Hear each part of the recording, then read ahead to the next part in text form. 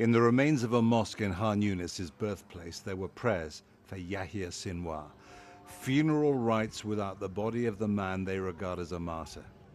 His death, the Americans hope, is a chance to restart ceasefire talks and perhaps extract more concessions.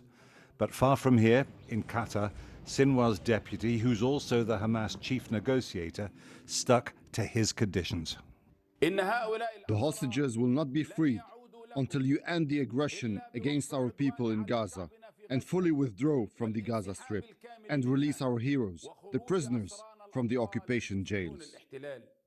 On Wednesday, the Israelis didn't know who they were hunting when they cornered Yahya Sinwar at the back of this room.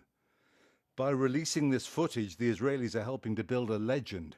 Sinwar fighting to the death, too wounded to stand, throwing a stick at the drone before they killed him. Israel doesn't let us cross into Gaza to report, so we asked Palestinian journalists in there to gauge opinions for us. It's not just about Sinwar or that the war stops. This isn't just a war over food and drink or a life itself. We need to restore the dignity of the entire Palestinian people.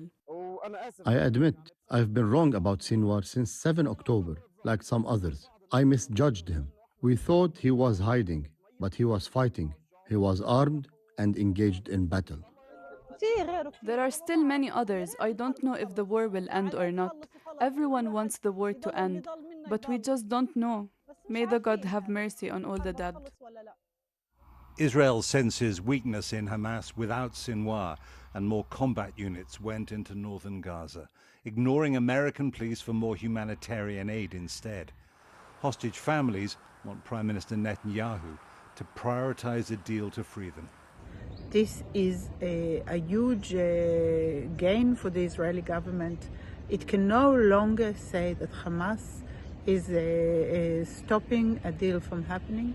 This is the moment for us to beg you to do what it takes to reach a deal. There's an opportunity now, and it is an opportunity that must not be missed. But Israel's instinct now is to push harder. The Army Chief of Staff visited the troops on the other front, inside Lebanon. Israel feels it has its enemies on the run, which is why it's rejected several ceasefire proposals in Lebanon.